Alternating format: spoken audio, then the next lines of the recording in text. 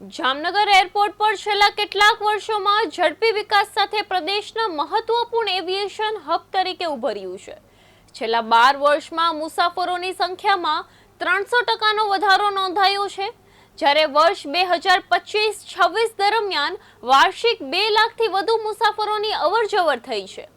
મુંબઈ, અમદાવાદ અને સુરત સાથેની સીધી હવાઈ કનેક્ટિવિટી, આધુનિક ટર્મિનલ, 100% ગ્રીન એનર્જીનો ઉપયોગ અને ઉત્તમ ગ્રાહક સેવાઓના કારણે એરપોર્ટને દેશમાં ગ્રાહક સંતોષમાં ચોથું સ્થાન મળ્યું છે.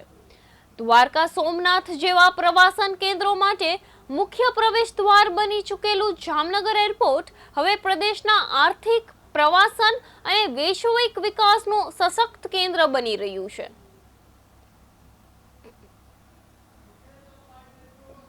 हमारे प्रधानमंत्री, माननीय प्रधानमंत्री श्री नरेंद्र भाई मोदी जी का 12 साल कंप्लीट होने पे हम जो पर्व मना रहे हैं वो 12 साल विश्वास के, 12 साल विकास के और जन कल्याण के।